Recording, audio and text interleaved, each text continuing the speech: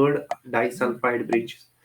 Option C, first B chain, second C chain, third hydrogen bonds, and fourth one is first A chain, second C chain, third is disulfide bonds. तो आप बताइए यहाँ पे कौन सा correct answer है इसका.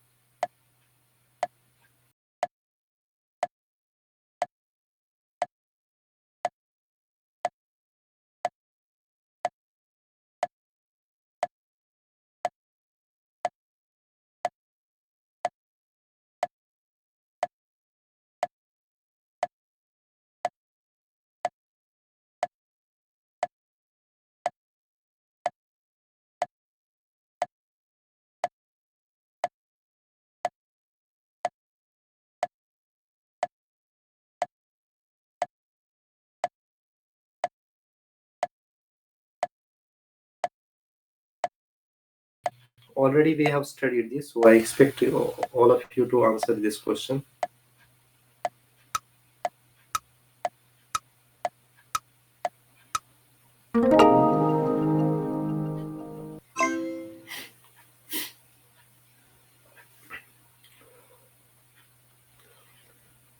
So many of you have incorrectly answered it. This is not what I expected.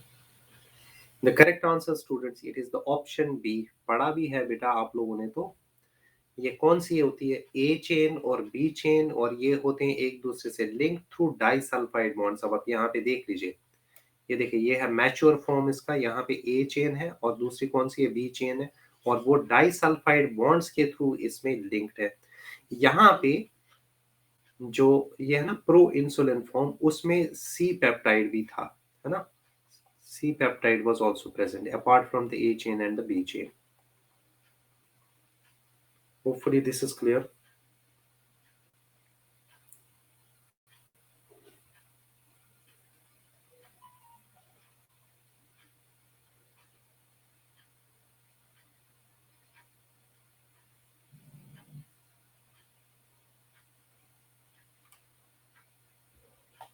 Is that all clear?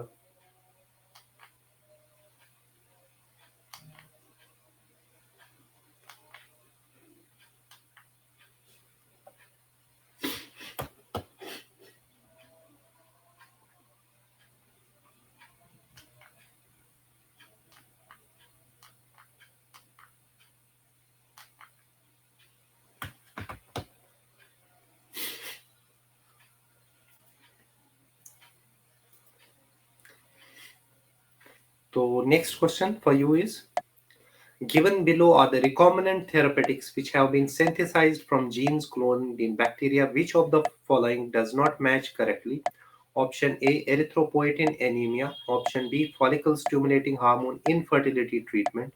Option C, somatotropin growth disorders. Option D is humulin diabetes insipidus. बताइए इनमें से कौन सा correct option है आप लोगों के लिए?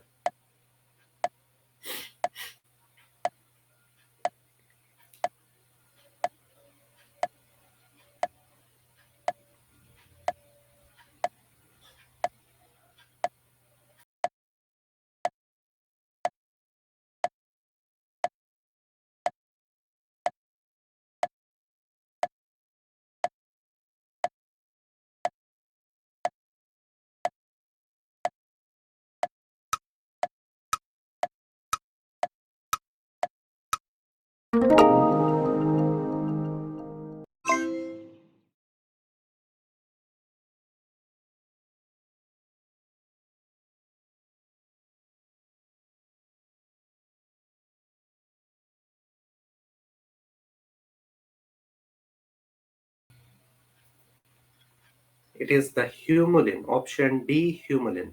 डायबिटीज इंसिपिडस के लिए नहीं होता, बल्कि ये होता है डायबिटीज मेलाइटस के लिए, है ना. So this is wrong. Apart from that others were all correct. So it is diabetes mellitus के लिए होता है human insulin. Hopefully this is clear. सबसे पहले देख लीजिए, एरिथ्रोपोइटिन आप लोगों को मालूम होगा ये होता है एरिथ्रोपोइसिस के लिए, यानी कि आरबीसी फॉर्मेशन के लिए. और ये कहां से सेक्रेट होता है? Do you know? It is secreted by the kidneys. Secreted by the kidneys, this erythropoietin. Then follicle stimulating hormone किसके लिए है? इनफर्टिलिटी ट्रीटमेंट के लिए है ना? किसके लिए? Infertility treatment. तो क्यों? क्योंकि स्पर्मेटोजेनेसिस को भी करता है और oogenesis भी करता है मेल्स और फीमेल्स में respectively. So in the case of infertility treatments it is often used. उसके अलावा और कौन से दो ऑप्शंस थे यहाँ पे? सोमेटोट्रोपिन। सोमेटोट्रोपिन मतलब क्या होता है? Growth hormone.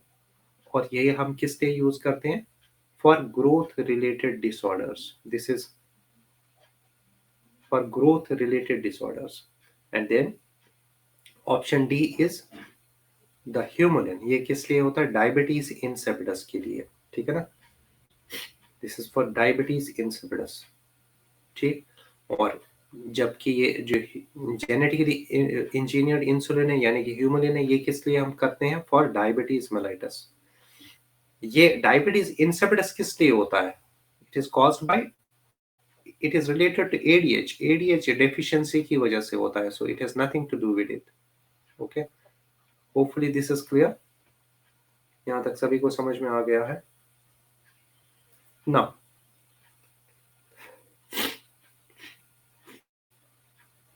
अगर हम पेंडेमिक्स की बात करें, हिस्टोरिकली अगर हम देखें, एक बहुत बड़ा 11th सेंचुरी में पैंडेमिक हुआ था लेप्रेसी का।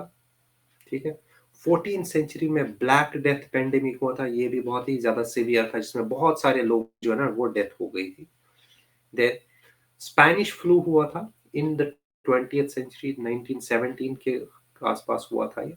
और 21st सेंचुरी में यू ऑलरेडी नो दैट कोविड-19 की वजह से हुआ पैंडेमिक। आई थिंक ये सभी ने देखा हुआ है ना। ये क्यों बोल रहे हैं? ये जो डायग्नोसिस हम करते हैं डिजीजेस के, दो तरीके होते हैं। एक है कन्वेंशनल मेथड्स। कन्वेंशनल मेथड्स होता है फर्स्टली ऑन क्लिनिकल फीचर्स। ठीक है ना, कि क्लिनिकल फीचर्स क्या है। लेकिन उसका मतलब क्या होता है कि ऑलरेडी डिजीज अच्छी खासी प्रोग्रेस कर गई होती है। Then we also go for the serum analysis. Serum analysis मतलब ब्लड के टेस्ट किए जाते हैं या फिर यूरिन का एनालिसिस होता है। तो ये सब जो है ये आते हैं कन्वेंशनल मेथड्स में। ठीक है। उसके कंपैरिजन में दूसरे मॉडर्न डे मेथड्स भी हैं आजकल, जिनको आज हम डिस्कस करेंगे। तो ध्यान रखना कि मतलब कन्वेंशनल नहीं, अभी हम डायग्नोसिस की बात कर रहे हैं बेटा। अभी आप उसको कंफ्यूज मत हो। डायग्नोसिस मतलब डिटर्मिनेशन ऑफ द डिजीज कैसे करते हैं डॉक्टर। जब आप डॉक्टर के पास जाते हैं तो क्या बोलते हैं? टेस्ट करता है। ये 5 टेस्ट वो बता देते हैं कि भाई, तो वो क्यों कर रहे होते हैं टेस्ट? बिकॉज क्या देखना होता है? डिटरमिन करनी होती है कि डिजीज कौन सी है, किस वजह से और कितना ज्यादा प्रोग्रेस कर गई है। तो ये होता है उसका पर्पस। तो चलिए पहले सबसे पहले हम देखते हैं कि कन्वेंशनल मेथड्स में क्या क्या चीजें की जाती है। ठीक है ना, conventional methods. So let's talk about the conventional methods, फिर हम इस पे और आगे डिस्कशन।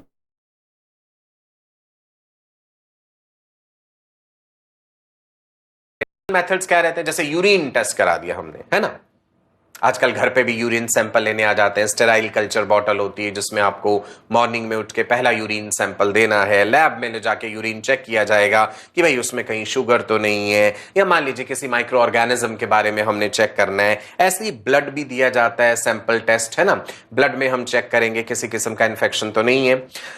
ये जो कन्वेंशनल मेथड्स हैं डायग्नोसिस के, चाहे यूरिन के हों या सीरम के हों, है ना। सीरम क्या है? सीरम याद है आपको? ब्लड जब क्लॉट करता है तो उसमें से फ्लूइड निकल आता है क्लॉट में से, that is called serum. Serum is what? Plasma minus the clotting proteins, that is what is called serum. Serum में क्या है? प्लाज्मा में से क्लॉटिंग प्रोटीन्स हटा दीजिए तो बचा सीरम। तो सीरम टेस्ट करा हमने अलग अलग चीजों के लिए। ये कन्वेंशनल मेथड्स की ना लिमिटेशंस हैं। अब लिमिटेशंस क्या हैं इनकी? ड्रॉबैक्स क्या है? ड्रॉबैक्स जो है कन्वेंशनल डायग्नोसिस की, वो है low sensitivity in case of low concentration of the pathogen. मान लो पैथोजन तो शरीर में है पर बड़ी कम मात्रा में है, बीमारी उसने करी हल्की फुल्की, लेकिन पैथोजन अभी इतना रैपिडली मल्टीप्लाई नहीं कर रहा है, इतनी ज्यादा संख्या में नहीं कि आप उसे डिटेक्ट कर पाए। तो अगर वो इतनी लो कंसंट्रेशन में है तो हम पकड़ ही नहीं पाएंगे, हमारे टेस्ट में वो टेस्ट रिपोर्ट पॉजिटिव आएगी ही नहीं। ठीक है। और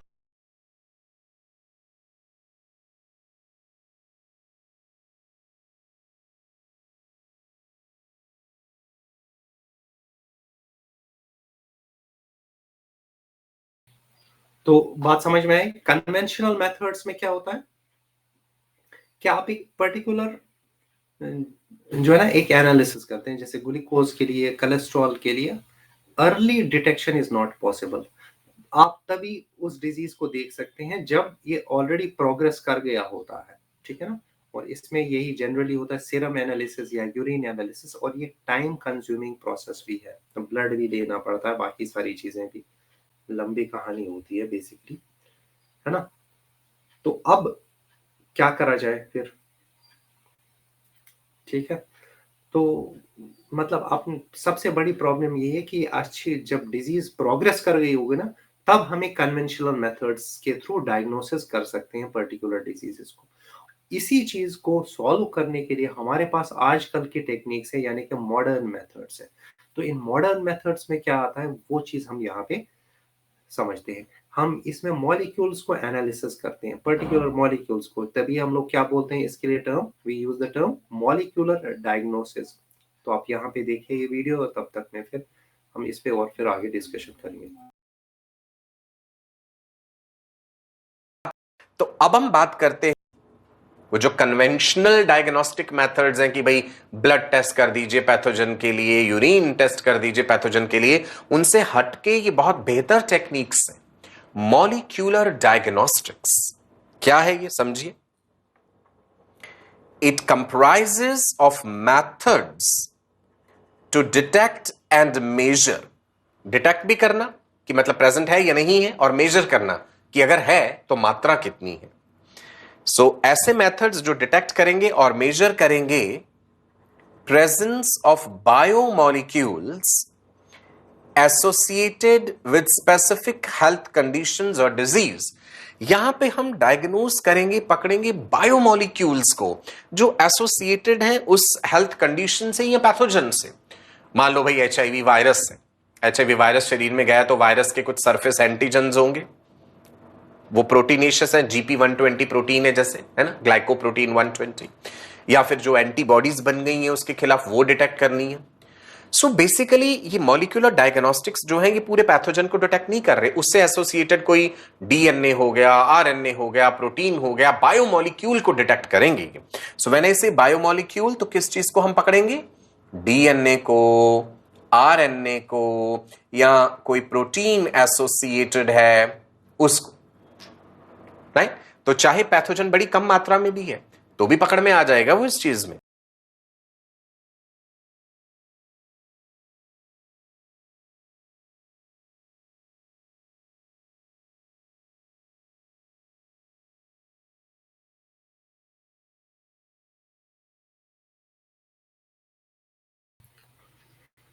तो हम लोग बात कर रहे थे मॉडर्न मेथड्स ऑफ डायग्नोसिस, मतलब इसमें हम लोग क्या करते हैं, एक पर्टिकुलर हेल्थ कंडीशन या डिजीज के साथ एसोसिएटेड कुछ मॉलिक्यूल्स होते हैं, बायोमॉलिक्यूल्स होते हैं, तो उनको डिटेक्ट करा जाता है।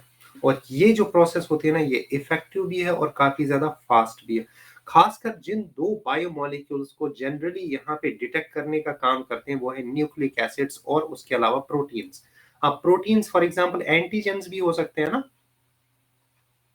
ये कोई एंटीजन हो सकता है, कोई एंटीबॉडी भी हो सकती है, ठीक है ना, कोई हार्मोन भी हो सकता है ये, तो जो सा भी हो। या फिर क्या है, अगर जैसे फॉर एग्जांपल पैथोजेनिक डिजीज है कोई, तो फिर हम उसका न्यूक्लिक एसिड भी यहाँ पे डिटेक्ट कर सकते हैं। आई होप दिस इज क्लियर, ठीक है, यहाँ तक सभी को समझ में आ रहा है। तो चलिए आगे बढ़ते हैं हम यहाँ पे। तो सबसे पहले देखते हैं कि न्यूक्लिक एसिड्स को हम कैसे देख सकते हैं, थ्रू पीसीआर यानी कि polymerase chain reaction. And I hope कि आप सभी को याद होगा कि ये पॉलीमरेज चेन रिएक्शन में करते क्या हैं हम लोग, है ना।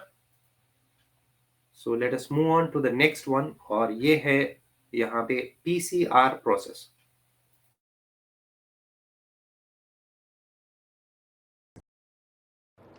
Uncontrolled division of the cells.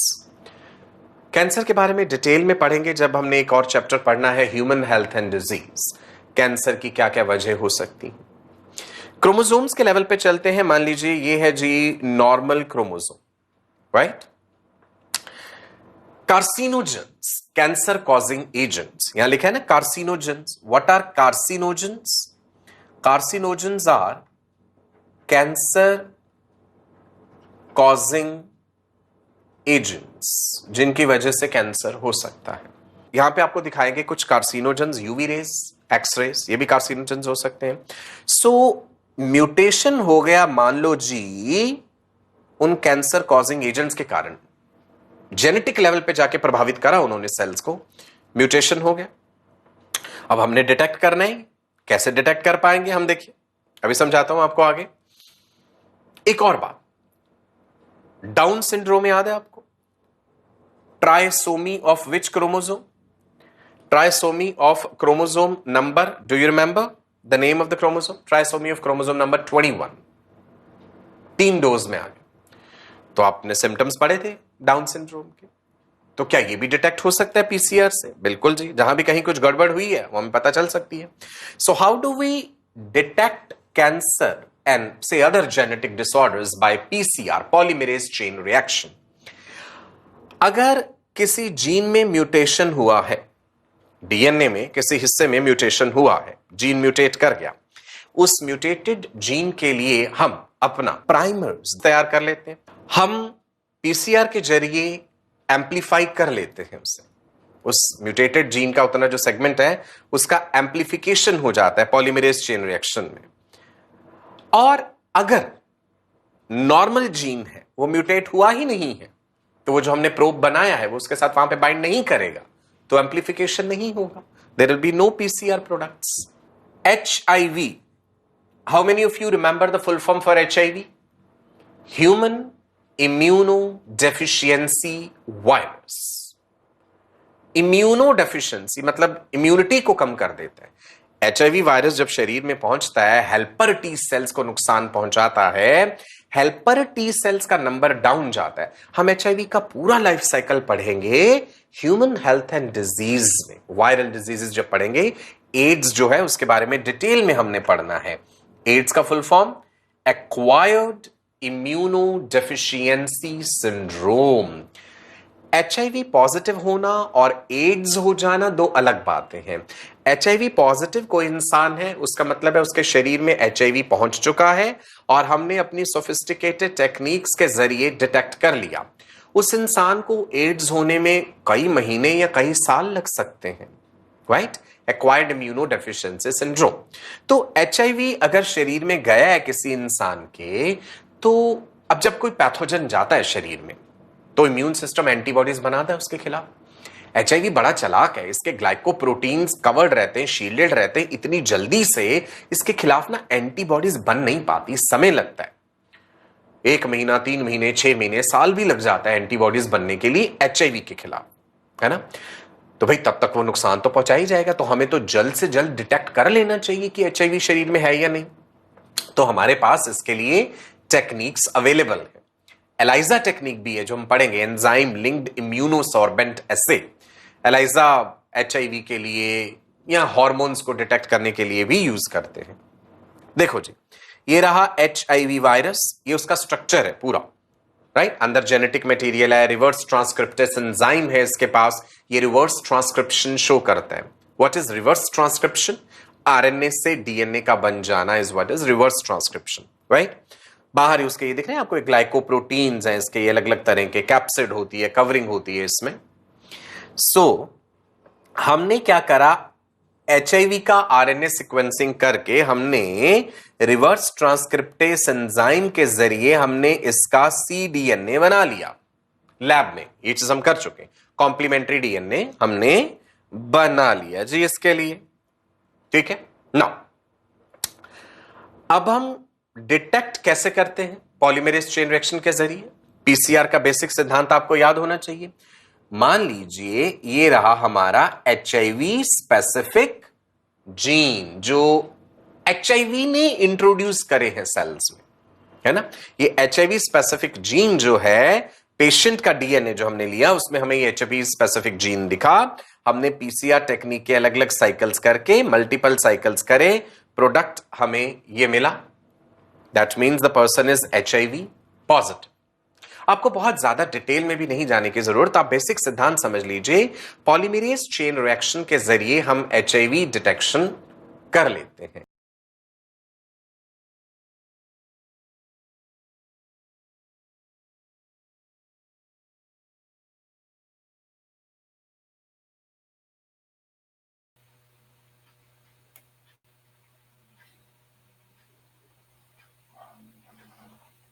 So this is diagnosis by PCR. What is PCR? It is polymerase chain reaction. Polymerase chain reaction आप लोगों को मालूम है कि इधर क्या करते हैं हम actually, amplification of the DNA, है ना, एक पर्टिकुलर डीएनए सेगमेंट को हम एम्प्लीफाई करते हैं। तो अगर लो कंसंट्रेशन में भी कोई बैक्टीरिया या वायरस होगा हमारी बॉडी में आ गया है, लेकिन अभी उतना मल्टीप्लाई नहीं हुआ जिससे कि सिम्टम्स डेवलप हो, तो वो हमें अर्ली डायग्नोसिस में हमें हेल्प कर सकता है। तो ऐसा नहीं है कि सिर्फ हम एचआईवी के लिए करते हैं, एचआईवी के लिए तो करते ही है, इवन कोविड के केस में भी आप लोगों ने को याद होगा कि करते थे ना। कोविड 19 के केस में कौन से 2 टेस्ट थे? आई थिंक मतलब इंडिया में तो ज्यादातर लोगों को हो ही गया था, और बहुत सारे लोगों को, आप लोगों को भी मालूम होगा कौन से 2 टेस्ट थे जो करवाते थे उस टाइम पे। एक था आरटीपीसीआर उसको बोलते थे, और एक और कौन सा था? एक था RAT, it was rapid antigen test.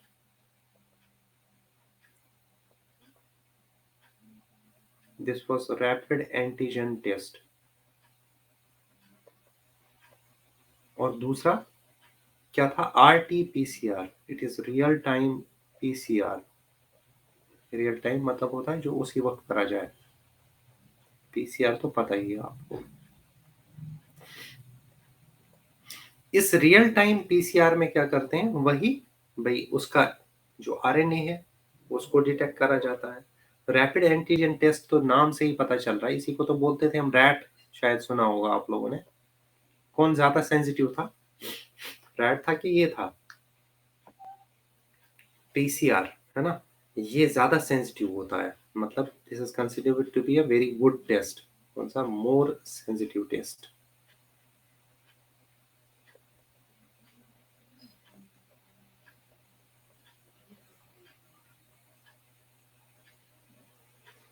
Hopefully this is clear.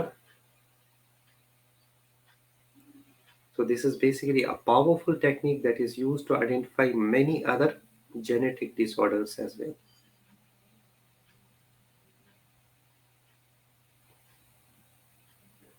ठीक है ना? यहाँ तो हम प्रोटीन्स को डिटेक्ट करते हैं यहाँ पे, और उधर हम न्यूक्लिक एसिड्स को डिटरमिन करते हैं। होपफुली दिस इज क्लियर, ये सभी को समझ में आ गया।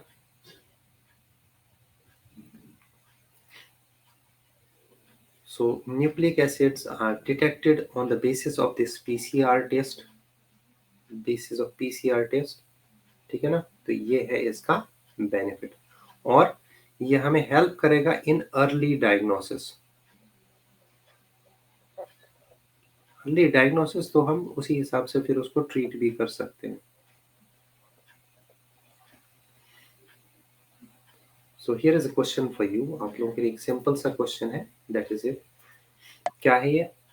ओके, डीएनए और RNA segment tagged with a radioactive molecule is called.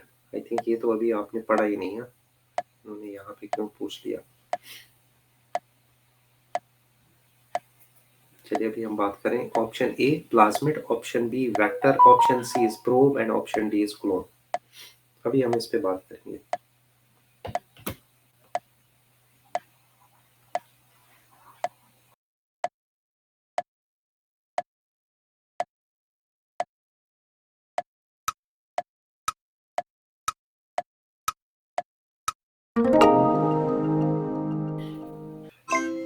इसको एक्चुअली क्या बोलते हैं बेटा, is that is referred to as a, it is referred to as a probe. अब इसको यहाँ पे समझिए, प्रोब क्यों, हम क्या मतलब है, ये तो कुछ नई चीज आ गई। अगर कोई जेनेटिक डिसऑर्डर है, मान लीजिए कि जैसे कलर ब्लाइंडनेस होती है ना, या थैलेसीमिया होता है, या जो भी, या हीमोफीलिया होता है, तो उसका, suppose this is the normal gene, ये है हमारा नॉर्मल जीन।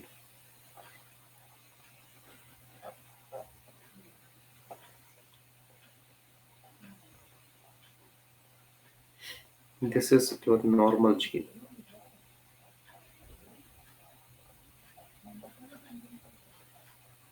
ठीक, हम क्या करते हैं, इससे एक, इसके दो स्ट्रेन्स बनाते हैं, ठीक है ना, वो हम कर सकते हैं।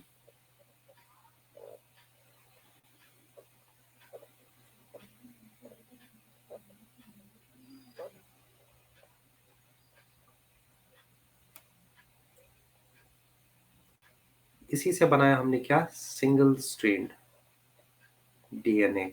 जीन भी तो डीएनए का फ्रेगमेंट ही होता है basically, single strain DNA. But इसको हम लोग क्या करते हैं, this is now tagged with,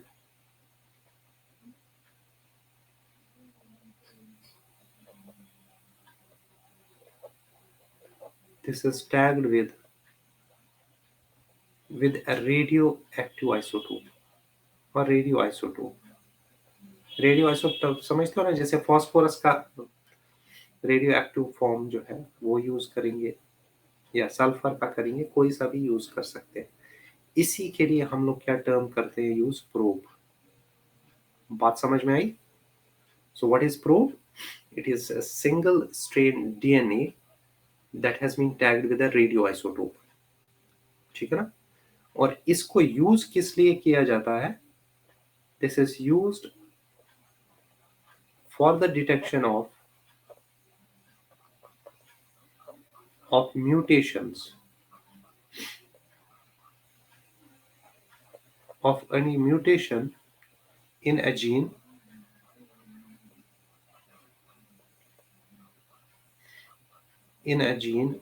by technique जिसको बोलते हैं ऑटो रेडियोग्राफी। क्या बोलते हैं, ऑटो रेडियोग्राफी। इसके बारे में हम बाद में पढ़ेंगे ऑटो रेडियोग्राफी। अभी तो आप लोग ये समझिए कि प्रोब क्या है। Is it clear? समझ में आ रहा है कि प्रोब क्या है? It is basically a single strand DNA that has been tagged with a radioisotope।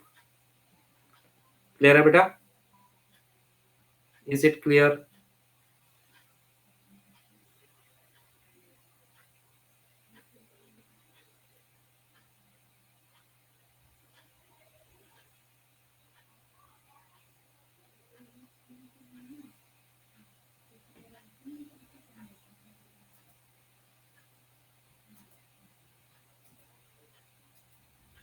Very good. तो चलिए अब आगे बढ़े हम फिर। तो हम यही बात कर रहे थे। Yes, what is probe? It is a small stretch of single strand DNA that is used to detect a complementary sequence। वो कैसे करते हैं वो आगे देखेंगे। एंड ये कहाँ पे, हाइब्रिडाइजेशन टेक्निक या ऑटो बायो रेडियोग्राफी जिसको बोलते हैं, उसमें यूज करा जाता है। क्लोन तो आपको पता ही है, वेक्टर भी आप लोग जानते हैं, और प्लाज्मिड भी आई थिंक आप लोग ऑलरेडी वेल अवेयर है। बेटा आपके अभी भी प्रॉब्लम सॉल्व नहीं हुई? बेटा आप जो भी डिवाइस यूज कर रहे हो ना, आप आप चाहे यूज कर रहे हो, लैपटॉप यूज कर रहे हो, चाहे आप यूज कर रहे हो अपना टैब, तो उसमें ना वो एक वॉइस वाला ये होता है, साउंड का एक होता है, तो एक बार उसको भी कर लीजिए। ठीक है, मेरा 100% है।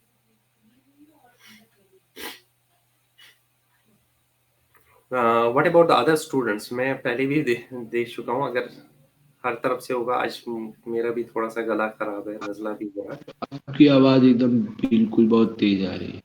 बहुत तेज आ रही है? देखो ये तो बोल रहा है कि बहुत तेज आ रही है। तो बेटा थोड़ा सा आप इसको ना टेक्निकल टीम से ये करके थोड़ा सा इसको सही करवाओ अपना, क्योंकि बाकी स्टूडेंट्स के साथ अगर प्रॉब्लम होती है तब तो मैं भी समझ सकता हूँ।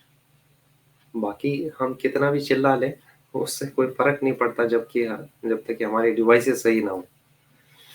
तो एनीवेज, तो दूसरा क्या है, प्रोटीन्स को हम कैसे डिटेक्ट कर सकते हैं? प्रोटीन्स को हम डिटेक्ट कर सकते हैं through another very important technique, that is the ELISA. What is the full form of ELISA? It is enzyme linked immunosorbent assay. It is enzyme linked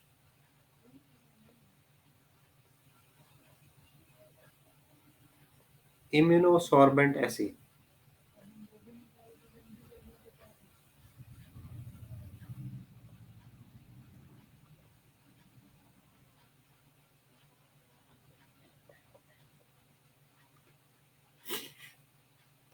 तो चलिए थोड़ा सा इसके बारे में जान लेते हैं कि क्या है ये ELISA और किस तरह से हमें हेल्प कर सकता है इन अर्ली डायग्नोसिस.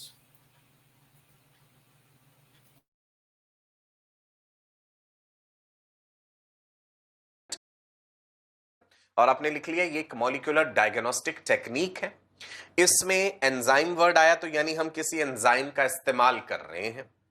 लिंक करा है उस एंजाइम को किसी चीज से, एंजाइम लिंक्ड, तो एंजाइम को एंटीबॉडी के साथ लिंक करा है.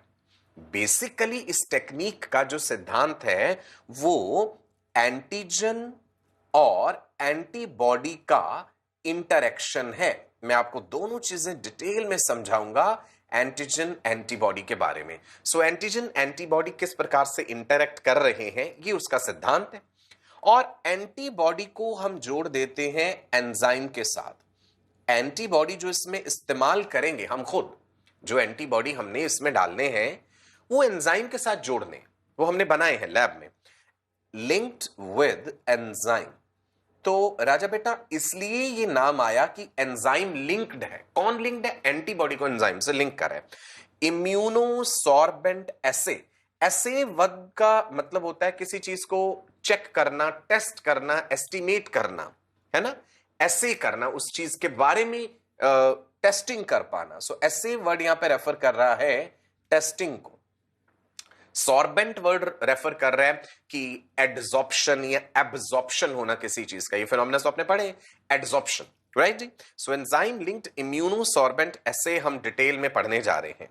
पहला पॉइंट नोट कर लीजिए, इसका प्रिंसिपल है एंटीजन एंटीबॉडी इंटरेक्शन.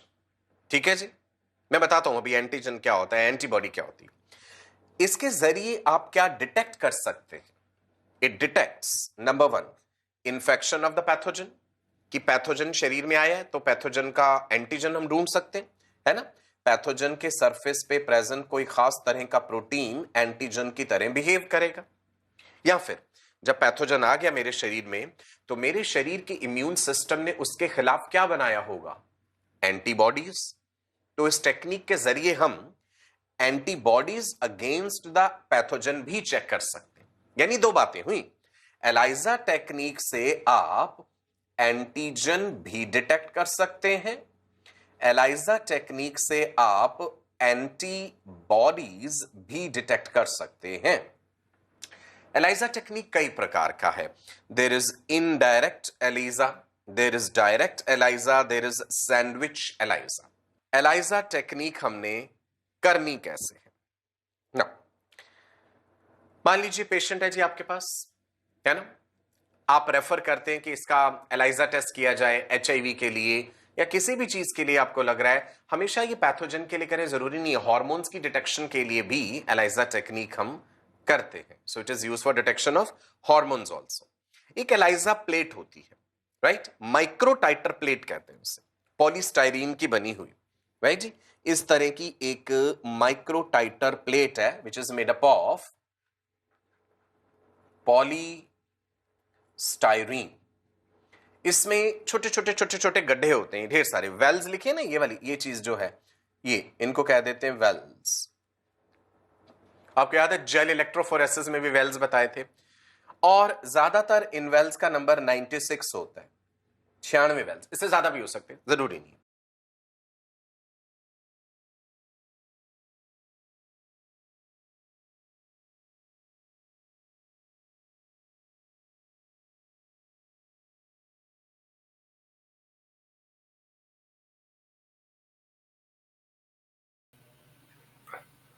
क्या है यहाँ पे हम लोग बात कर रहे थे किसकी, एलाइजा की।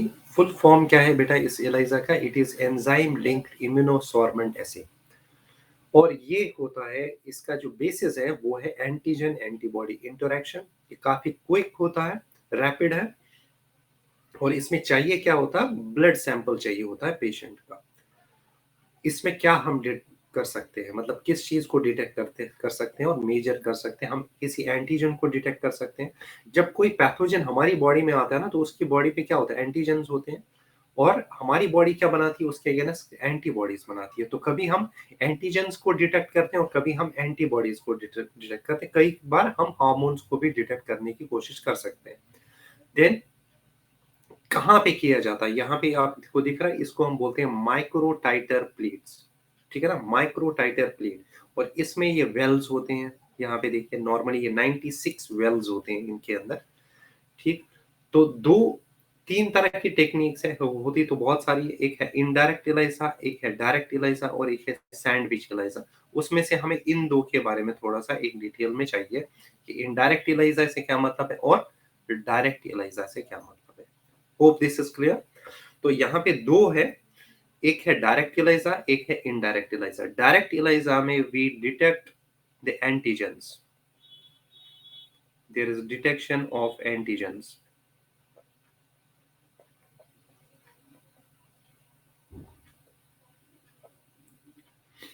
इनडायरेक्ट इलाइजा में क्या होता है, there is detection of antibodies.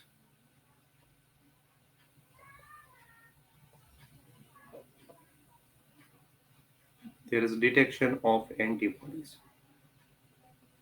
Hope यहां तक सभी को समझ में आ गया, ठीक है ना। वो कैसे करते हैं वो अब हम यहाँ पे देखते हैं। तो पहले हम बात करते हैं डायरेक्ट इलाइजा की, है ना, कि डायरेक्ट इलाइजा में remember what we are detecting, we go for the detection of antigens।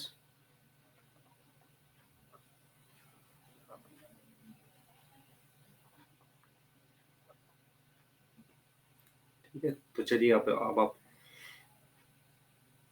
आ, ये वीडियो देखिए और फिर हम इस पे और आगे डिस्कशन करते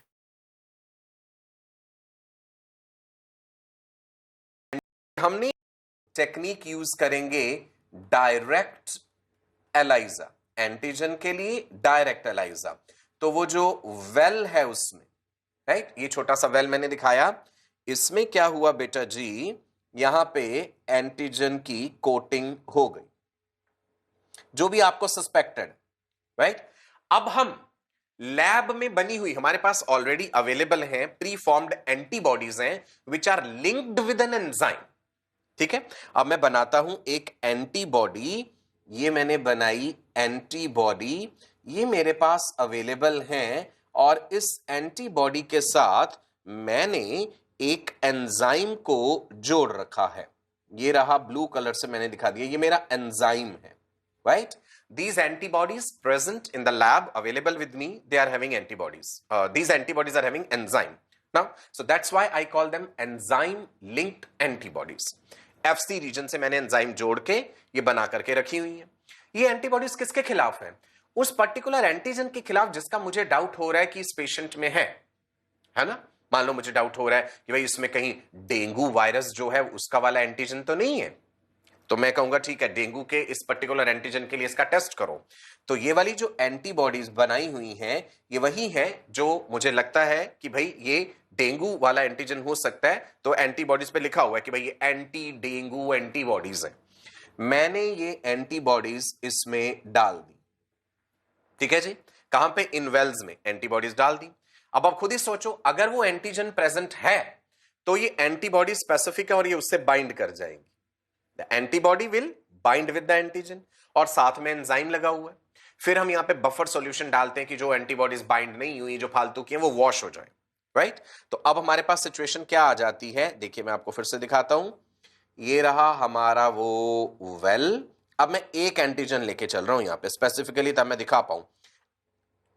ये रहा हमारा वो एंटीजन, ठीक है, एक और एंटीजन। अब मैं दिखाऊंगा कि एंटीबॉडी इससे बाइंड कर गई। ये थी जी मेरी एंटीबॉडी जो इससे बाइंड कर गई। ऑफ कोर्स एक एंटीबॉडी एक एंटीजन नहीं होगा, बहुत सारे होंगे, राइट। जब हमने पेशेंट का सीरम यहां पे कोट करा है इस एलाइजा माइक्रोटाइटर प्लेट में, तो सीरम में भी कई और एंटीजन्स भी होंगे, लेकिन हमारी एंटीबॉडीज तो उसी एंटीजन के लिए स्पेसिफिक हमने बनाई हुई है पहले से ही लैब में, जो खास एंटीजन को टारगेट करेंगी। बाकी सब एंटीजन फालतू के हैं, उनके साथ वो नहीं बाइंड करने जा रही, उनको थोड़े नाम टेस्ट करने हैं। और इस एंटीबॉडी के साथ यहां पे लगा हुआ है एक एंजाइम। वेरी गुड, इसलिए ये एंजाइम लिंक्ड एंटीबॉडी है। ओके, अब मैंने एंजाइम क्यों लगवाया? क्योंकि मैं इस एंजाइम को काम में लेना चाहता हूं और किसी सबस्ट्रेट को एक प्रोडक्ट में बदलना चाहता हूं। तो अब मुझे वो सबस्ट्रेट ऐड करना पड़ेगा जिस पे ये एंजाइम एक्ट करता है। जनरली जो एंजाइम यूज किया जाता है एलाइजा टेक्निक में, that is alkaline phosphatase. That is alkaline phosphatase. कौन सा एंजाइम? Alkaline phosphatase. एंटीबॉडी से जोड़ दिया। अब मैं यहां पे एक सबस्ट्रेट डालूंगा और मैं चाहूंगा ये एंजाइम उस सबस्ट्रेट को एक प्रोडक्ट में बदल दे, और वो प्रोडक्ट कलर्ड होगा। ठीक है जी, ये क्या है? S for substrate and P for product, and this blue coloured structure is enzyme, this yellow coloured structure is antibody. AB short में लिख दिया। तो मेरा मकसद ये था, एंटीजन के साथ एंटीबॉडी जुड़वाई, एंटीबॉडी के साथ एक एंजाइम लगा हुआ है, वो एंजाइम एक सबस्ट्रेट को प्रोडक्ट में बदलेगा, वो प्रोडक्ट कलर्ड हो जाएगा, और फिर मैं स्पेक्ट्रोफोटोमीटर से डिटेक्ट कर लूंगा। दैट्स अ मशीन जो ये बता देती है कि कलर जो है वो कितना बना है। तो उससे मुझे कंफर्म हो जाएगा कि अगर तो ये एंटीजन प्रेजेंट था तभी तो एंटीबॉडी बाइंड करी, एंटीबॉडी के एंजाइम ने सबस्ट्रेट को प्रोडक्ट में बदला। सो दैट मीन्स कंफर्म हो जाएगा कि वो एंटीजन प्रेजेंट।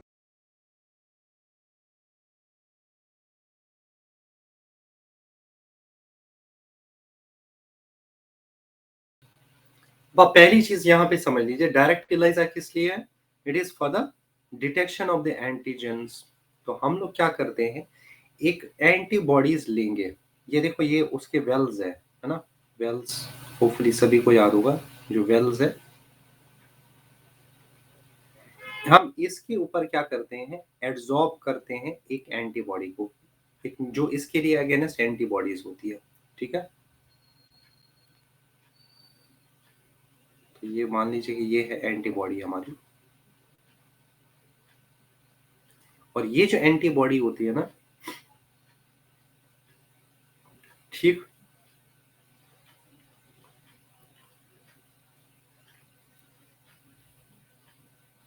अब जो सैंपल जिसमें हम सस्पेक्ट कर रहे हैं कि क्या है प्रेजेंट होगा, उसके अंदर एंटीजन प्रेजेंट होगा, वो ऐड करते हो, तो वो जाहिर सी बात है यहां से ऐड हो जाएगा। ठीक है, वो ऐड हो जाएगा यहाँ पे। ठीक,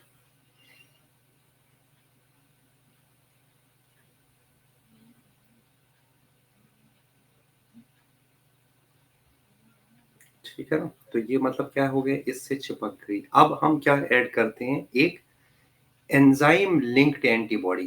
क्या करते हैं, ऐड एंजाइम लिंक्ड एंटीबॉडी। ये एंजाइम लिंक्ड एंटीबॉडी, अब ये एंजाइम लिंक्ड एंटीबॉडी क्या काम करेगी, ये इसके साथ जुड़ जाएगी। किसके साथ? ये एंटीजन के साथ यहाँ पे जुड़ जाएगी।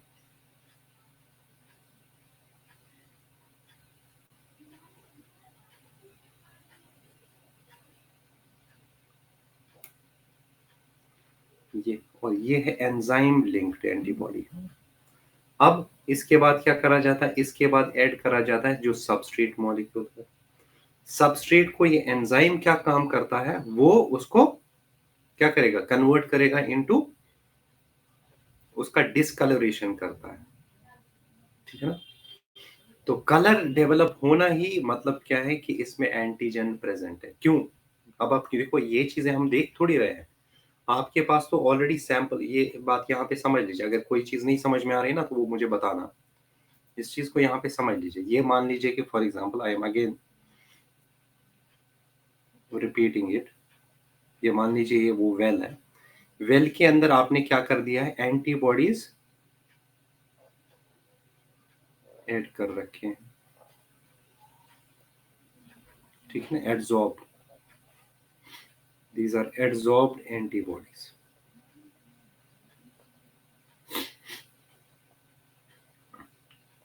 एंटीबॉडीज, इसके ऊपर आप सैंपल डाल देते हैं।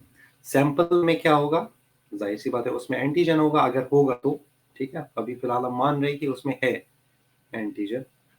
Suppose this is the antigen, ये एंटीजन है।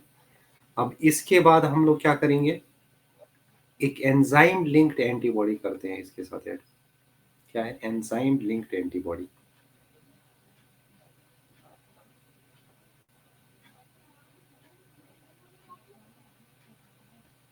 ठीक है ना, साथ में क्या है इसके, ई है, मतलब enzyme. This is enzyme linked antibody.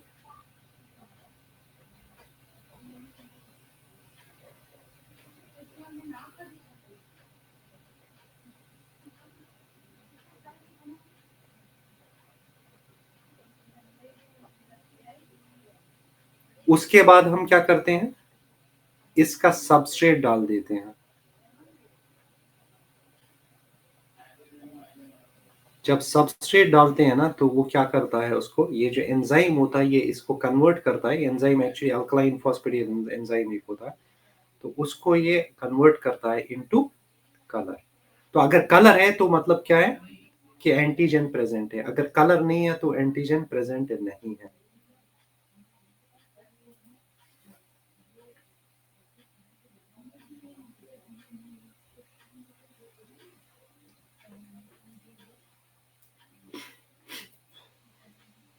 I hope this is clear. सभी को समझ में आ गया ये समझ लीजिएगा, ये वेल है। आई hope this is clear. Is it clear? उसके बाद स्पेक्ट्रोफोटोमीटर है जो इस कलर चेंज को डिटेक्ट कर लेता है। तो ये यहाँ पे याद रखना है आपको, ये एंटीजन कहाँ पे प्रेजेंट है, this is present in the serum sample. ये सीरम सैंपल के अंदर प्रेजेंट है, ठीक है ना, this is present in the serum sample. ये सबकी सभी को समझ में आ गया। तो अब आगे बढ़ते हैं हम, और वो है इनडायरेक्ट एलाइजा। इनडायरेक्ट एलाइजा किस लिए होता है, for the detection of the antibodies. This is used for the detection of antibody. देखो अब ये डिपेंड करता है कि हम कौन से स्टेज पे हैं। जब इन्फेक्शन अभी शुरुआत वाला होता है ना तो क्या होता है कि उस वक्त एंटीजेंस के होने के ज्यादा चांसेस होते हैं। फिर जब हमारा इम्यून रिस्पॉन्स में ना थोड़ा सा टाइम लगता है, 2 हफ्ते 3 हफ्ते लग सकते हैं, ठीक है ना, तो उसके बाद जो है ना वो आसान होता है हमारे लिए एंटीबॉडीज डिटेक्ट करना।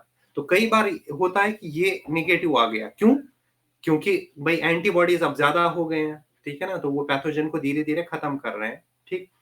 तो उस वक्त हम इनडायरेक्ट एलाइजा चेक, अगर बिल्कुल अर्ली स्टेज में तो better will be the direct ELISA. Hopefully this is clear. तो चलिए अब यहाँ पे इनडायरेक्ट एलाइजा के बारे में भी हम थोड़ी सी डिटेल्स और लेते हैं।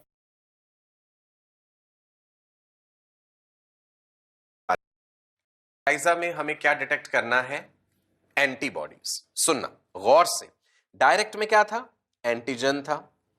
Late me write here, in case of indirect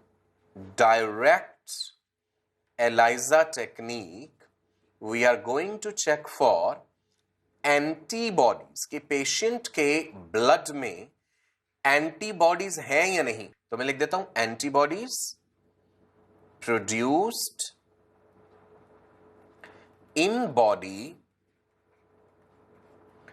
in response to, लिखते जाइएगा साथ में, in response to suspected pathogen, जिसका एज अ डॉक्टर आपको डाउट हो रहा है और आपको लग रहा है कि अगर इन्फेक्शन है तो भाई इसके शरीर में एंटीबॉडी होगी, और एंटीबॉडी है तो कंफर्म हो गया, तो फिर एंटीबॉडी टेस्ट कराओ। चलिए जी, सो पेशेंट लैब में जाएगा, भाई अपना ब्लड सैंपल दे देगा। देखिए इधर इनडायरेक्ट एलाइजा बता रहा हूं, हमने उन माइक्रो टाइटर प्लेट में ये जो वेल है उसके पहले उसे एंटीजन से कोट कर लिया था। Well is coated with the antigen. चलो मैं दिखा देता हूं इसमें रेड कलर से, भाई इसमें ये एंटीजन प्रेजेंट है। आपने उसमें पेशेंट का सीरम डाल दिया, पेशेंट के सीरम में क्या होंगी? एंटीबॉडीज, अगर होंगी तो। नहीं है तो टेस्ट नेगेटिव आएगा। अगर एंटीबॉडीज हैं तो सी, ये रही एंटीबॉडीज। अब आपको दिखा ये वाई शेप्ड स्ट्रक्चर मैंने दिखाया था, फ्रेगमेंट एंटीजन बाइंडिंग, फ्रेगमेंट क्रिस्टलाइजेबल। ये एंटीबॉडीज जो पेशेंट के सीरम में है ये क्या कहलाएंगी? Primary antibodies. पेशेंट के सीरम वाली एंटीबॉडीज क्या कहलाएंगी? Primary antibodies. ये एंटीजन हमने पहले से कोट करके रखा हुआ है अपनी माइक्रोटाइटर एलाइजा प्लेट में।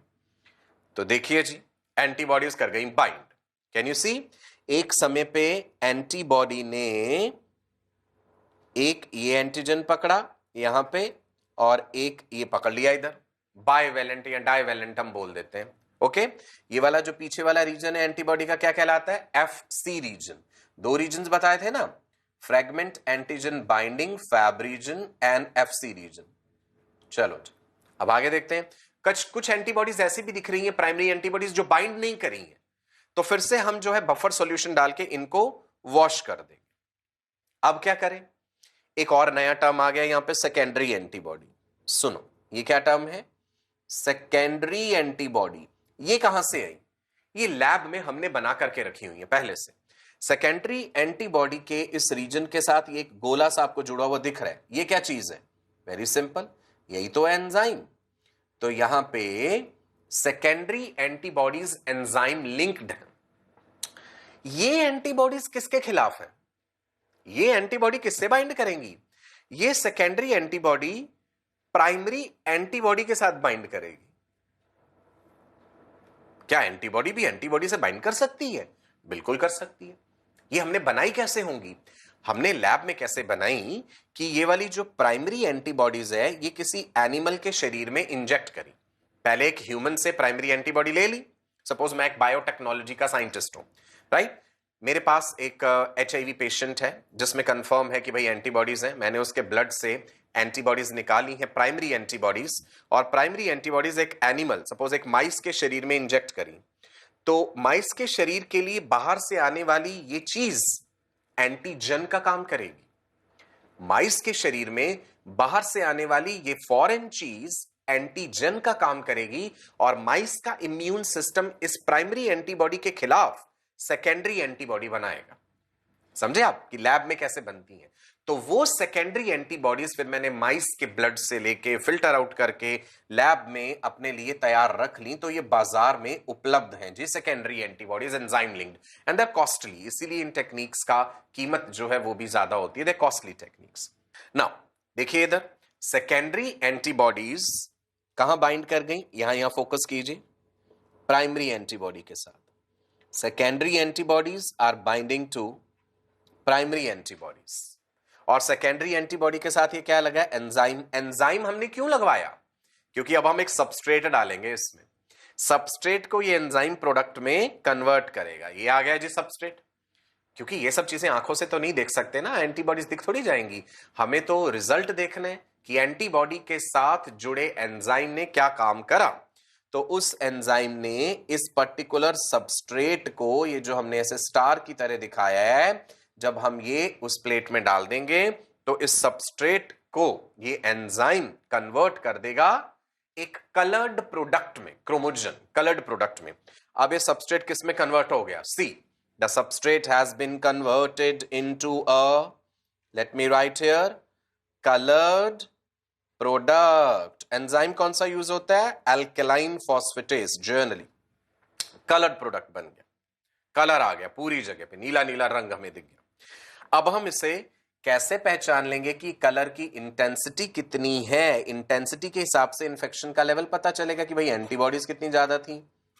स्पेक्ट्रोफोटोमीटर, ठीक है जी, इसकी डिटेल्स में हमें नहीं जाना। सो स्पेक्ट्रोफोटोमीटर के जरिए हम कलर की इंटेंसिटी, मात्रा, वो सब जान पाएंगे।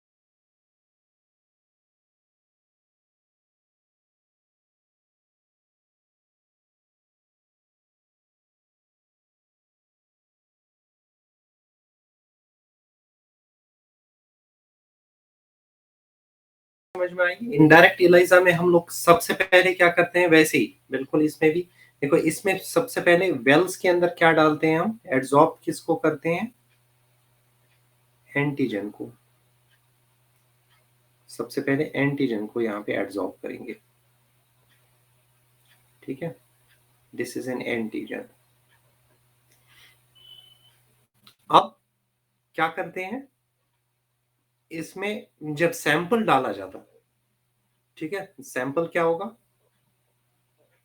सैंपल इसके साथ अटैच हो जाएगा।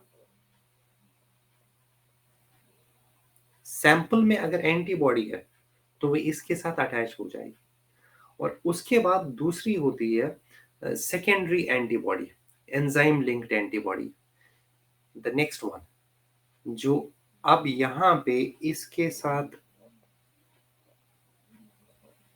यहां पे बाइंड हो जाएगी, और ये होती है एंजाइम लिंक्ड। अब यहाँ पे क्वेश्चन हो सकता है कि सर ये वाली कैसे बनाएंगे हम, ये तो चलो ये जो है ये तो कहाँ से आई, ये तो एंटीबॉडी है, बट ये आ गई कहाँ से, सैंपल से, ठीक है ना, फ्रॉम द सैंपल, ठीक। ये जो दूसरी वाली एंटीबॉडी होती है एंजाइम, क्या ये इस एंटीबॉडी के साथ भी बाइंड हो सकती है क्या, बिल्कुल हो सकती है। कैसे होती है, तो अगर इस तरह की देखो, अगर हम किसी और एनिमल के अंदर ये वाली एंटीबॉडी जो है ना वो इंजेक्ट करते हैं तो क्या करेगी, वो भी तो रिस्पॉन्ड, उसके लिए ये जो एंटीबॉडी बनी है वो तो क्या है, it will act as an antigen, ठीक है ना, it will act as an antigen. तो जब ये एंटीजन की तरह काम करते तो उसके अगेंस्ट एंटीबॉडीज बनती है, उसी को हम बोलते हैं सेकेंडरी एंटीबॉडी। और उसके साथ दूसरा क्या करते हैं हम, ऐड द एंजाइम, तभी हम लोगों ने क्या टर्म यूज किया, enzyme linked antibodies. Hope this is clear, सभी को समझ में आ रहा है।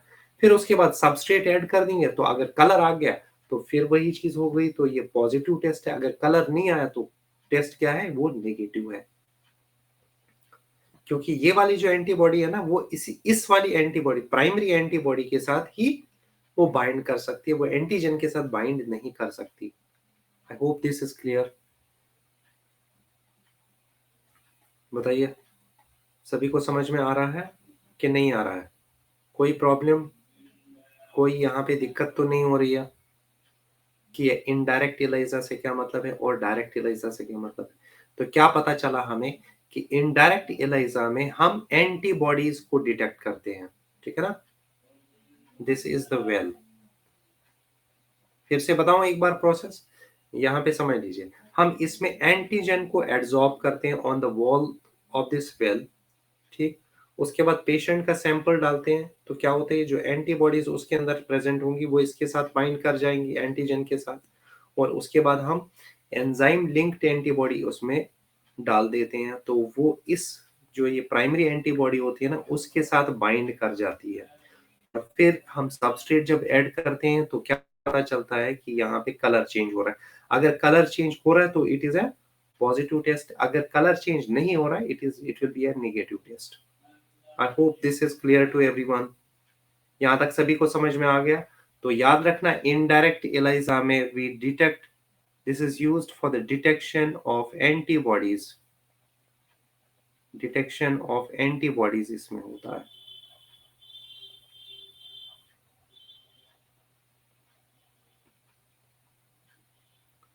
होपफुली दिस इज क्लियर, यहाँ तक सभी को समझ में आ रहा है। नाउ डिड यू नो, और क्या चीज है जो हमें जानना है, ठीक है, अभी चलिए इसको तो अभी हम बाद में डिस्कस करेंगे। अब यहाँ पे मैं एक सिंपल सा क्वेश्चन आप लोगों से पूछ रहा हूँ, here it is, which of the following are the methods that can be included while testing for the presence of viral pathogens in the body at an early stage? First, urine analysis. Second, ELISA. Third, autoradiography. Fourth one is polymerase chain reaction. अच्छा, ये third जो है ना इसको खुद ही आप add कर देना, ये तो मैं बता रहा हूँ आपको, तो आपके लिए अभी आसान हो जाएगा। जो ऑटो रेडियोग्राफी है ना वो इसमें इंक्लूड कीजिएगा, बाकी ऑप्शंस क्योंकि आप लोग जानते हो तो वो आप लोग खुद कीजिए।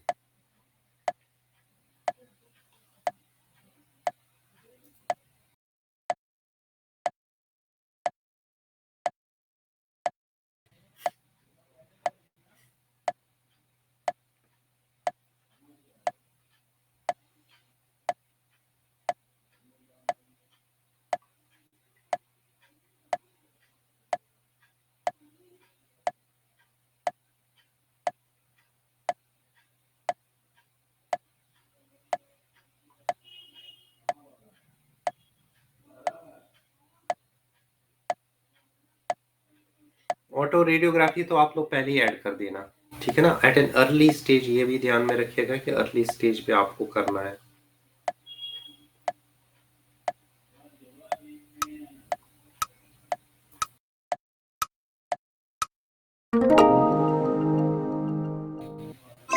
तो क्या है करेक्ट आंसर इसका? इट इज ऑप्शन बी, यानी कि 2, 3 एंड 4। यहाँ पे देख लीजिए, यूरिन एनालिसिस तो नहीं होगा, इट विल बी एलाइजा होगा ही होगा, क्योंकि अर्ली डिटेक्शन के लिए हम लोग अभी पढ़ चुके हैं। ऑटो रेडियोग्राफी मैंने आपको बोला था कि इसको तो करते ही है, और पॉलीमरेज चेन रिएक्शन भी यहाँ पे करी जाती है for early detection of this disease. Hopefully this is clear. तो मॉलिक्यूलर डायग्नोसिस ये तो कन्वेंशनल मेथड है ना, कौन सा? यूरिन एनालिसिस, ये कन्वेंशनल मेथड है। अब जरा ये ऑटो रेडियोग्राफी में यहाँ पे आपको समझो, क्योंकि मैंने बोला था ऑटो रेडियोग्राफी हम जनरली किस लिए यूज करते हैं? For the detection of any mutations in a particular gene. दो सैंपल आप मान लीजिए कि हमारे पास है, आई थिंक प्रोब सभी को याद होगा। ये क्या होता है? सिंगल स्ट्रेंड डीएनए होता है ना। This is basically a single strand, ये है प्रोब हमारा, that contains a radioactive isotope. अब मान लीजिए कि हम लोग क्या कर रहे हैं यहाँ पे, इसके साथ ये सिंगल स्ट्रेंड होता है, एक नॉर्मल जीन के ये कॉम्प्लीमेंट्री होता है। अब मान लीजिए कि हमारे पास दो सैंपल्स है, एक है नॉर्मल जीन, ठीक है ना, एक है नॉर्मल जीन, और दूसरा है म्यूटेटेड जीन। क्या है? म्यूटेटेड जीन, म्यूटेटेड जीन है दूसरा। अब इसको हम लोग क्या करेंगे, ये लेट अस सपोज, मैं यहाँ पे एग्जांपल के तौर पर, ये है ए, फिर है टी, फिर है टी, फिर है उसके बाद सी, ठीक है ना, और इसमें रेडियो एक्टिव सब्सटेंस भी प्रेजेंट है, किसके अंदर? प्रोब के अंदर।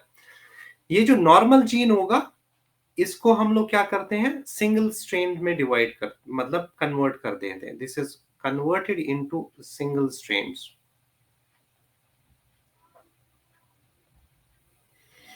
इनटू सिंगल स्ट्रेंड डीएनए, ये जो भी नॉर्मल जीन है। और इसको भी हम लोग क्या करेंगे? वैसे ही करेंगे, it will be converted into single strain DNA. ठीक है, कर सकते हैं, हमारे पास हीट से ही कर सकते हैं हम लोग, तो सबसे आसान तरीका है डीएनए। ठीक, फिर इसमें ऐड करा जाता है प्रोब। क्या ऐड करा जाता है? Add, probe is added.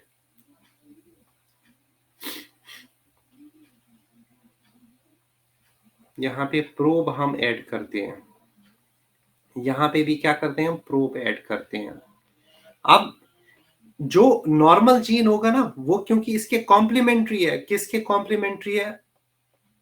ठीक है, या प्रोब जो है वो इस सिंगल स्ट्रेन डीएनए के क्या है? कॉम्प्लीमेंट्री है। तो ये क्या बनाएगा? ठीक है, it will form a double strand DNA. ठीक, ये क्या बनाएगा? डबल स्ट्रेन, क्योंकि इसमें तो म्यूटेशन हुए, इसमें तो कुछ और ही नाइट्रोजनस बेसिस हो गया। No, no double strand DNA is formed. Hopefully this is clear. अब इसको फिर क्या करते हैं? हम ऑटो रेडियोग्राफी के थ्रू डिटेक्ट कर सकते हैं। किसको? इस वाले को हम लोग इसको ऑटो रेडियोग्राफी के थ्रू डिटेक्ट कर सकते हैं।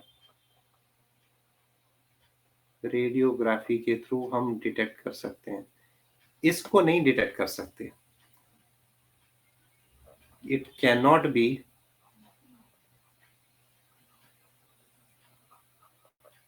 Detected by auto radiography. तो मतलब, इसका मतलब क्या हुआ?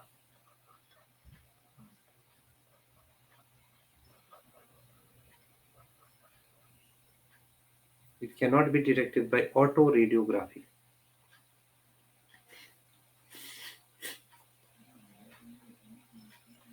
I hope this is clear.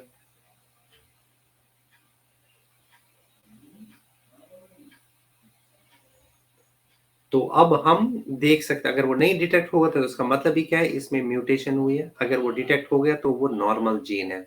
So this is also something very important.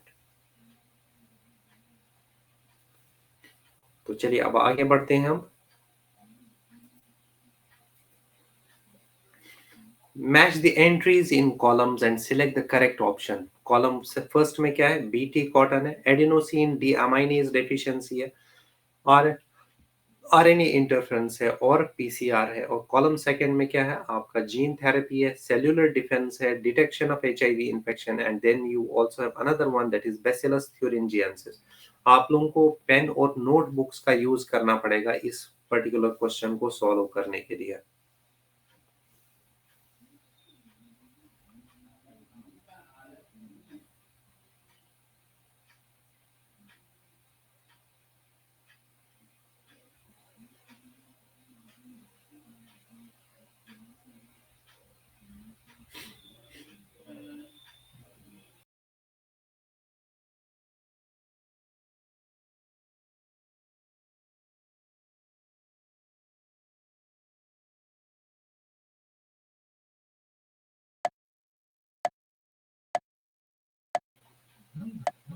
So option A is A third, B second, C first, and D fourth. Option B is A second, B third, C fourth, and D first. Option C is A first, B second, C third, and D fourth. And option D is A fourth, B first, C second, and D third.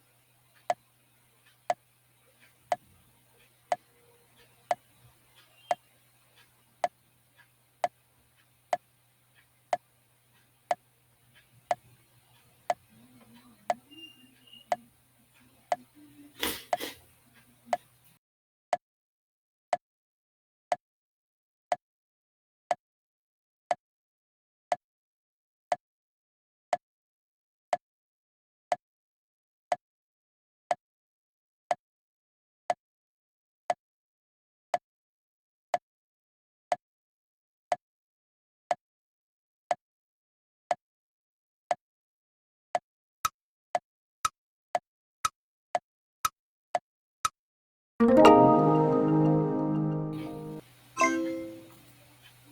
hope this is clear. So it is the right answer is the option D. ठीक है ना, option D is the correct answer for this particular question. एक बार यहाँ पे देख भी लीजिए आप, बहुत ही आसान सा क्वेश्चन है। बीटी कॉटन हमें मालूम है कि यहाँ कैसे बनता है, बैसिलस थ्यूरिंजिएंसिस के थ्रू बनता है। Then adenosine deaminase deficiency में हम लोगों ने क्या किया था, we are gone for gene therapy. RNA interference basically एक सेल्यूलर डिफेंस मैकेनिज्म है इन यूकैरियोट्स, और पीसीआर हम यूज करते हैं फॉर एचआईवी इन्फेक्शन कर सकते हैं हम लोग।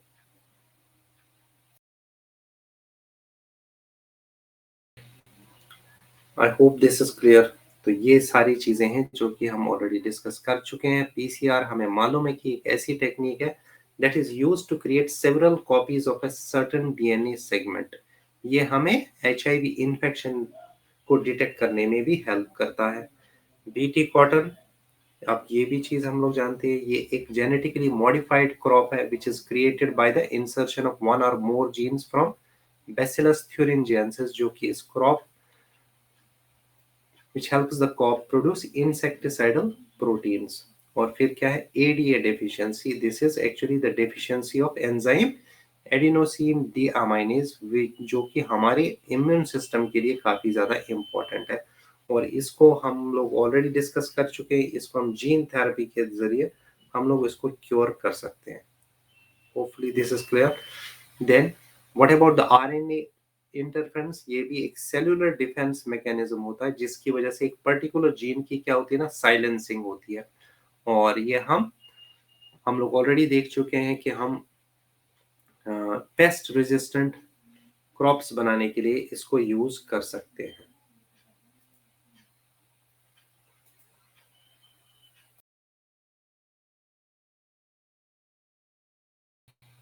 यहाँ तक सभी को समझ में आ गया? यहाँ तक क्लियर है सभी का?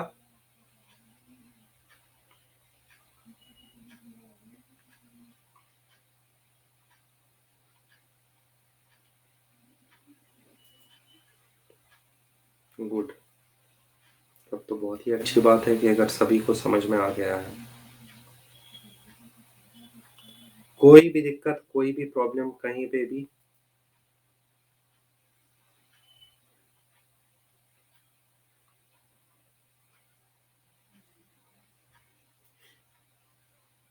Okay, very good. चलो अच्छा, मैं एक जो है ना, क्योंकि ये बात हम लोग कर ही रहे थे डायग्नोसिस के लिए, मान लीजिए कि मैं आपको थोड़ा सा एक क्वेश्चन, मतलब वो तो बोल सकता है, लेकिन मैं आपकी लेवल पे क्वेश्चन बताऊं। एक पेशेंट है, ठीक है ना,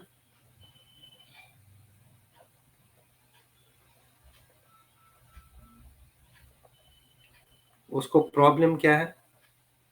बहुत लिथार्जिक है, उसको बहुत थकावट हो रही है, बहुत ज्यादा, ठीक है, ठीक, बहुत थका हुआ रहता है, स्लीपी, उसको नींद आती रहती है, क्लास जब चल रही होती है तो उसको नींद ही आ रही होती है, ठीक।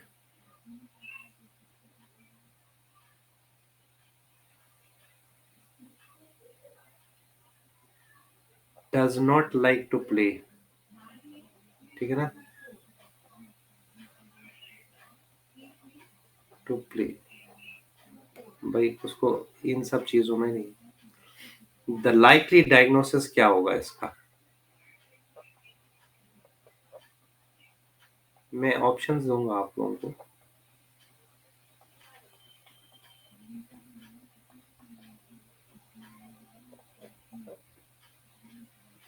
देयर इज नो फीवर, हाँ, नो फीवर। अब आप बताइए, एक जो ऑप्शन दे रहा हूं मैं वो है मलेरिया,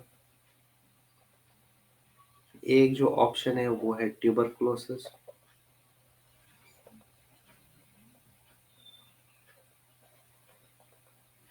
एक और जो ऑप्शन है वो है एनीमिया, और एक और ऑप्शन है नन ऑफ दीज।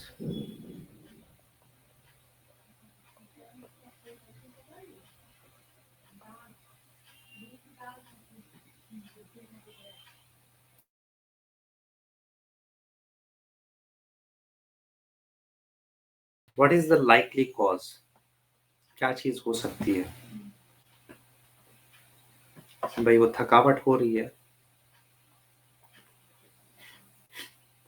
देखो मलेरिया होगा या ट्यूबरकुलोसिस होगा तो फीवर तो होता है उनमें, ठीक है ना, बात समझ में आ रही है, तो फीवर होता है इनमें, तो इस वजह से ये दोनों कंडीशंस तो आपकी कैंसिल हो गई, ठीक है ना। It will be very good, the anaemia is likely.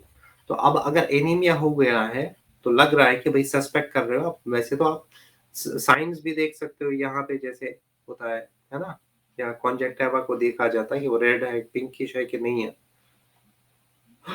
तो क्या कौन सा टेस्ट कराओगे आप बताइए? ट्यूबरकुलोसिस तो आप लोगों ने पढ़ा हुआ है, ट्यूबरकुलोसिस में फीवर भी होता है, खांसी भी होगी, ठीक है, उसमें भी फैटीग होता है, मतलब सर इसमें तो लेथार्जी। विडाल टेस्ट होता है ट्यूबरकुलोसिस में। ठीक है, विडाल टेस्ट तो विडाल टेस्ट, होता है ना? विडाल विडाल टेस्ट तो वैसे आपने टाइफाइड में आप लोगों ने पढ़ा था, आई थिंक। ये सर टाइफाइड में। तो अभी मैं बात कर रहा हूँ, लेकिन यहाँ पे तो अभी क्या मतलब लग गया, देखो हमेशा सिंपल टेस्ट पहले करवाएंगे, ऐसा नहीं कि कॉम्प्लिकेटेड टेस्ट ही हमेशा ही करवाएंगे, ठीक है, वो तो जरूरत पड़ती है तब उस हिसाब से करते हैं। तो व्हाट विल यू डू, हम तो सिंपल सा ब्लड टेस्ट कर सकते हैं ना, ब्लड टेस्ट करोगे, नॉर्मल सा ब्लड टेस्ट, उसको बोलते हैं सीबीसी, ना। तो उसमें क्या होता है, आपको टीएलसी मिलेगा, टोटल लीकोसाइट काउंट मिलेगा, आपको डीएलसी मिलेगा, डिफरेंशियल लीकोसाइट काउंट मिलेगा, उसमें आपको आरबीसी काउंट मिलेगा कि आरबीसी कितने, और उसके अलावा आपको मिलेगा हीमोग्लोबिन कंसंट्रेशन कितनी है, जो कि यहाँ पे इम्पोर्टेंट है।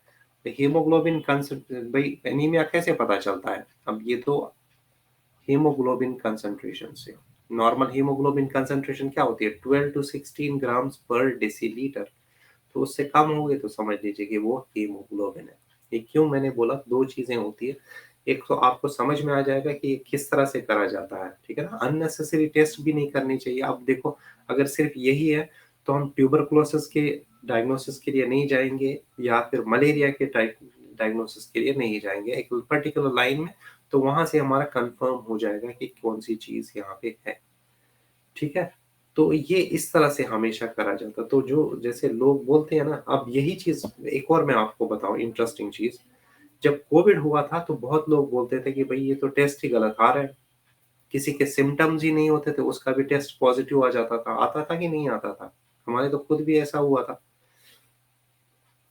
तो अगर आप फॉर एग्जांपल कोविड-19 की मैं बात करूं ना, ठीक है, कोविड-19 अगर सिम्टम्स नहीं है तो अर्ली डायग्नोसिस के लिए आपके पास कौन सी टेक्निक है? आरटी-पीसीआर।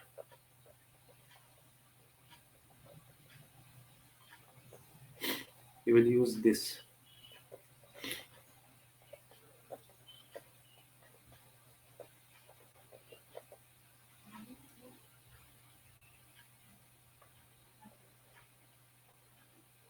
at early stage,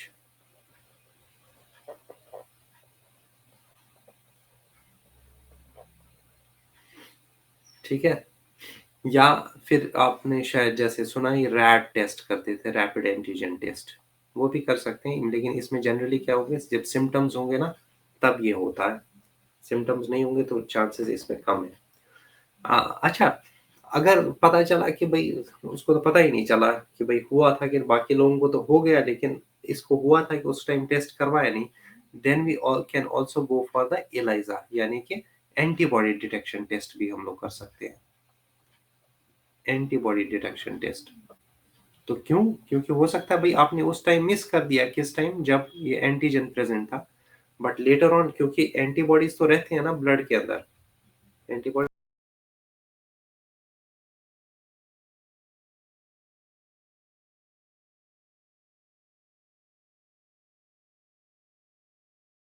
तो फिर एंटीजन एंटीबॉडी डिटेक्शन हम लोग कर सकते हैं यहाँ पे। तो अगर जैसे कि पिछले महीने लगा था कि भाई थोड़ा सा तो हुआ था सर्दी खांसी या कुछ, कि भाई ऐसे ही करने के लिए तो हम एंटीबॉडीज का डिटेक्शन करते हैं। तो ये पास्ट इन्फेक्शन जो है ना वो हमें पता चलता है एंटीबॉडीज के डिटेक्शन। अभी फ्रेश इन्फेक्शन है तो वो हमें पता चलेगा आरटी-पीसीआर से या फिर RAT test. Hopefully this is clear. तो ये हमारा आज का टॉपिक यहाँ पे कंप्लीट हो गया। हमने देखा कि मल्टी मॉलिक्यूलर डायग्नोसिस में हम लोग एलाइजा और पॉलीमरेज चेन रिएक्शन जो होती है उन टेक्निक्स को यूज कर सकते हैं for the diagnosis of the diseases. Hopefully this is all clear, सभी को समझ में आ गया। So this is all about it. तो अभी आई थिंक एक दो सेशंस और लगेंगे आपके, उससे ज़्यादा नहीं लगेगा, तो वो आपका एक क्लास 12 का सिलेबस जो है ना वो कंप्लीट हो जाएगा। Hopefully this is all clear. Okay, thank you very much students, and and good night everyone. And please do not forget to give the ratings after this class. Thank you very much everyone, and God bless you all.